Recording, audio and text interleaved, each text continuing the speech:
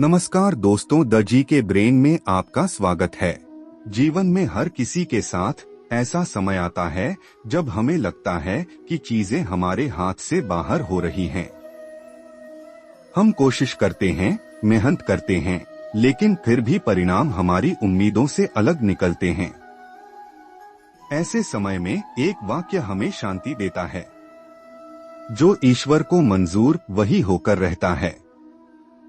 आज की इस वीडियो में हम इसी बात पर चर्चा करेंगे कि यह वाक्य हमारे जीवन में क्यों इतना महत्वपूर्ण है और इसे अपनाने से हमें क्या लाभ हो सकते हैं। दोस्तों, जो ईश्वर को मंजूर वही होकर रहता है का सीधा अर्थ है कि जो कुछ भी होता है वह भगवान की इच्छा से होता है। हमारे धर्मों और ग्रंथों में इस विचार को बार बार दोहराया गया है। भगवान के प्रति यह विश्वास हमें यह सिखाता है कि हर परिस्थिति में शांति और धैर्य कैसे बनाए रखें। मान लीजिए आपने एक नौकरी के लिए कड़ी मेहनत की, लेकिन वह नौकरी आपको नहीं मिली। इसका मतलब यह नहीं कि आपकी मेहनत व्यर्थ गई। हो सकता है भगवान ने आपके लिए इससे भी अच्छा कुछ सोचा हो।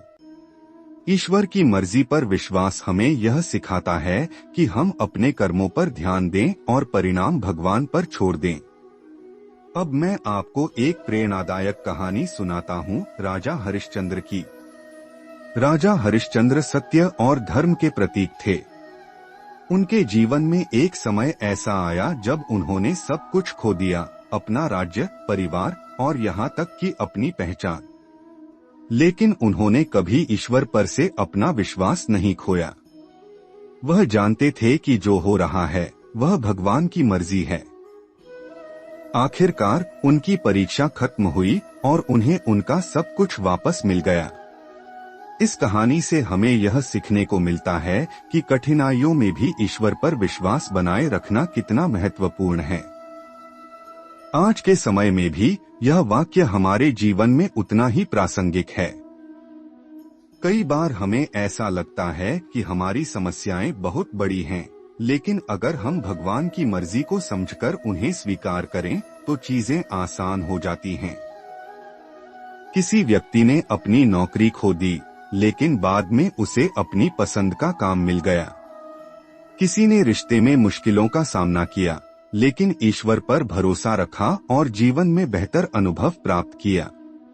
भगवान की मर्जी पर भरोसा रखना हमें सिखाता है कि हर कठिनाई के बाद कुछ अच्छा होता है। अब मैं आपको एक और कहानी सुनाता हूँ।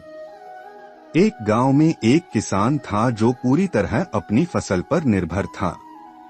एक बार उसके गांव में सूखा पड़ गया। उसके पड़ोसी परेशान थे, लेकिन किसान ने कहा, भगवान जो करते हैं अच्छा करते हैं। अगर बारिश नहीं हो रही तो जरूर इसमें भी कुछ भलाई है। कुछ दिनों बाद वहां बाढ़ आई और सूखा पड़ने की वजह से उसकी फसलें बच गईं। यह कहानी हमें सिखाती है कि हमें भगवान की मर्जी को स्वीकार करना चाहिए, चाहे परिस्थिति कैसी भी हो। तो दोस्तों, अब सवाल यह है कि हम भगवान की मर्जी को अपने जीवन में कैसे अपनाएं। धैर्य रखें, हर परिस्थिति में शांत रहें और जल्दबाजी में निर्णय न लें। अपने कर्म करें, जो आपके हाथ में है वह पूरी ईमानदारी से करें। आभार व्यक्त करें, जो भी आपके पास है उसके लिए भगवान का धन्यवाद करें। प्रार्थना करें, कठिन समय में भगवान से मार्गदर्शन मांगें। यह छोटे छोटे कदम हमें भगवान की मर्जी को स्वीकार करने में मदद करेंगे। दोस्तों, भगवान की मर्जी पर भरोसा रखने का मतलब यह नहीं है कि हम अपने कर्म करना छोड़ दें। हमें हमेशा याद रखना चाहिए कि भाग्य और कर्म एक दूसरे के पूरक हैं। भगवद गीता में भगवान श्री कृष्ण ने कहा है, कर्म करो और फल की चिंता मत करो। इसका अर्थ है कि हम अपने प्रयासों में कमी नहीं रखें, लेकिन उनके परिणाम को ईश्वर पर छोड़ दें।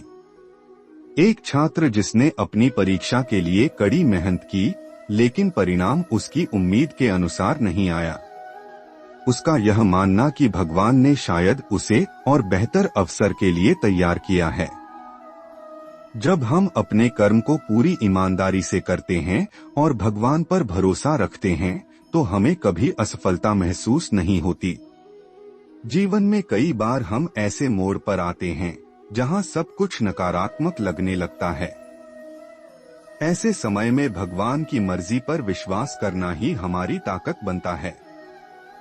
यह विचार हमें सिखाता है कि हर बुरी परिस्थिति के पीछे कुछ अच्छा छिपा होता है। किसी व्यक्ति का किसी ट्रेन में छूट जाना और बाद में पता चलना कि उस ट्रेन का एक्सीडेंट हो गया। हर मुश्किल परिस्थिति में यह सोचें कि शायद भगवान ने आपके लिए इससे बेहतर कुछ सोच रखा है।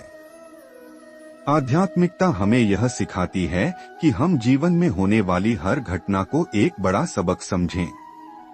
यह केवल हमारे भौतिक जीवन के लिए नहीं बल्कि आत्मा के विकास के लिए भी महत्वपूर्ण है। भगवान की मर्जी को स्वीकार करना आत्मा की शांति का मार्ग है। जब हम भगवान पर भरोसा रखते हैं तो हमारा मन शांत रहता है और हम हर परिस्थिति को बेहतर तरीके से संभाल पाते हैं। यह बहुत महत्वपूर्ण है कि हम अपने जीवन में छोटी छोटी चीजों के लिए भी ईश्वर का धन्यवाद करें। जो हमारे पास है वह भी भगवान की कृपा से ही है। परिवार, स्वास्थ्य, भोजन और अन्य चीजों का आभार। कठिन समय में भी यह सोचें कि भगवान ने आपको इसे सहने की ताकत दी।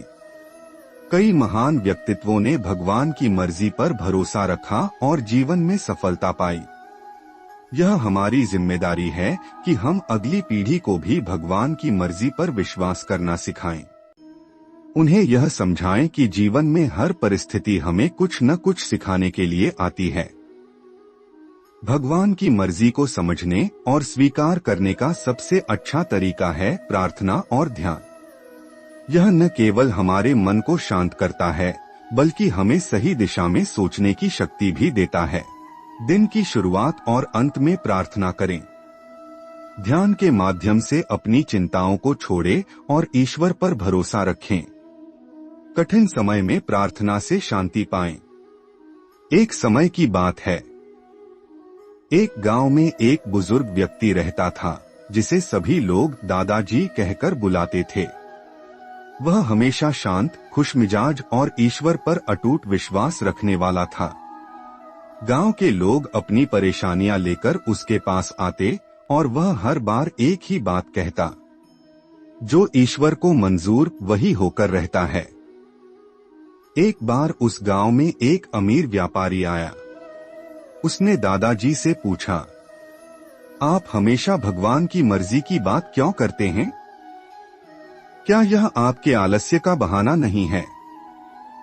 दादाजी मुस्कुराए और बोले, यह बहाना नहीं बल्कि जीवन का सत्य है।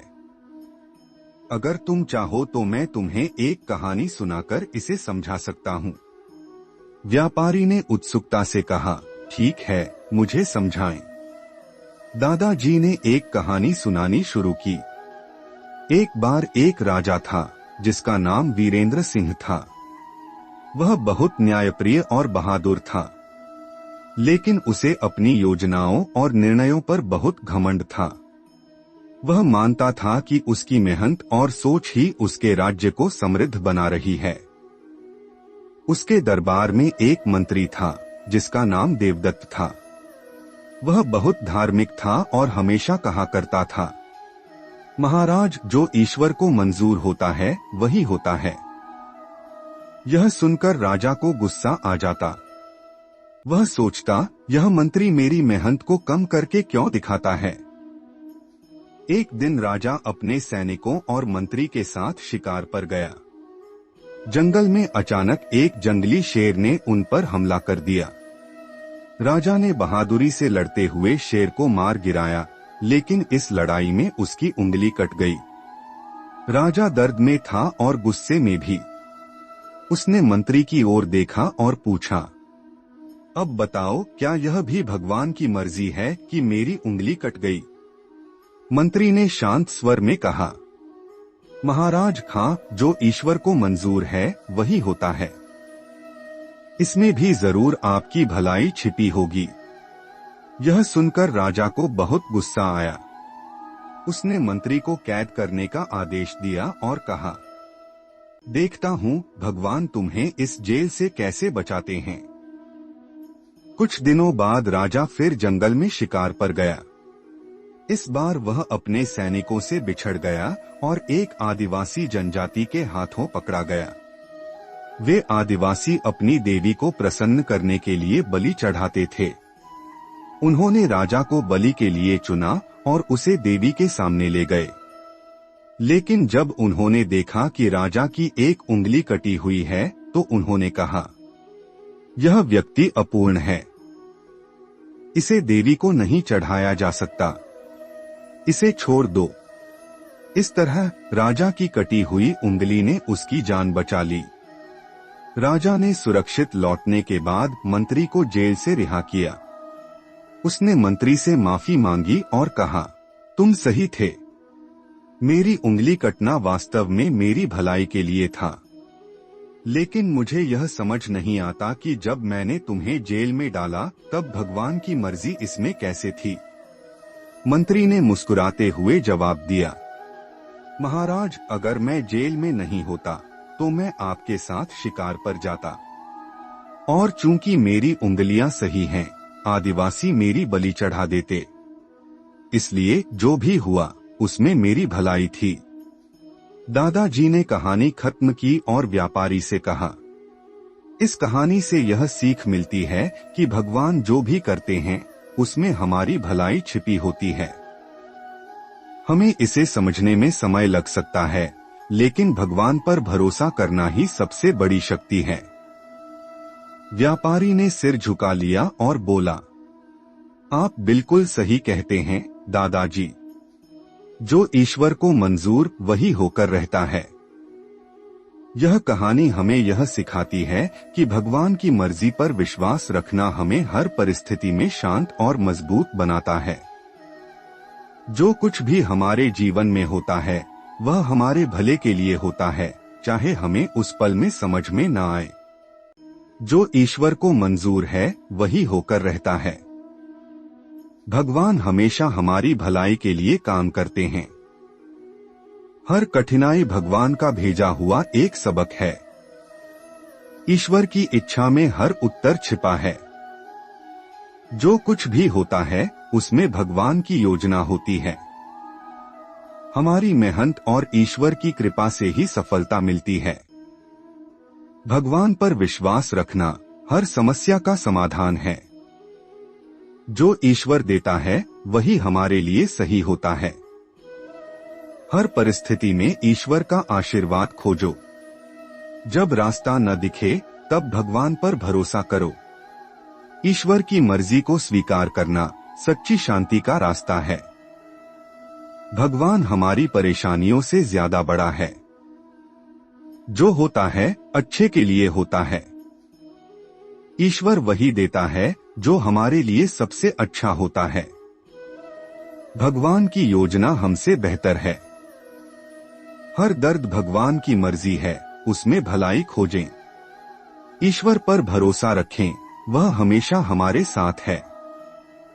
जो भगवान के पास आता है उसे कभी खाली हाथ नहीं लौटाया जाता। भगवान हमें उतनी ही मुश्किलें देते हैं जितनी हम सह सकते हैं। हर अंधेरी रात के बाद भगवान सुबह लाते हैं। भगवान हमारी प्रार्थना सुनते हैं, लेकिन समय उनके अनुसार तय होता है। ईश्वर हमें कभी अकेला नहीं छोड़ते। भगवान की इच्छा के आगे सिर झुकाना सच्चा समर्पण है। भगवान पर भरोसा करो, वह आपको सही रास्ता दिखाएंगे।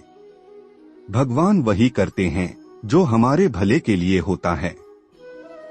ईश्वर की मर्जी को समझना आसान नहीं, लेकिन उसमें हमेशा भलाई होती है।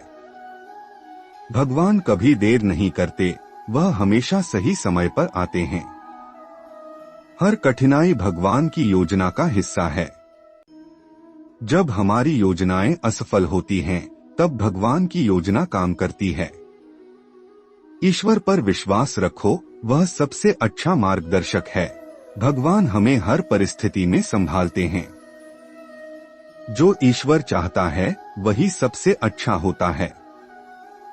भगवान पर विश्वास रखें, चमत्कार जरूर होंगे। हर मुश्किल भगवान की परीक्षा है। भगवान हमें कभी निराश नहीं करते। ईश्वर की मर्जी को समझने में समय लगता है। दोस्तों, अंत में यही कहना चाहूंगा कि ईश्वर हमारे लिए हमेशा अच्छा सोचते हैं। जो हो रहा है उसमें उनकी कोई बड़ी योजना छिपी होती है। तो अगली बार जब आपको लगे कि जीवन में चीजें आपके अनुकूल नहीं हो रही हैं, तो बस यह याद रखें, जो ईश्वर को मंजूर वही होकर रहता है। यह विचार न केवल आपको शांति देगा बल्कि जीवन के हर मोड़ पर आपको मजबूत बनाएगा।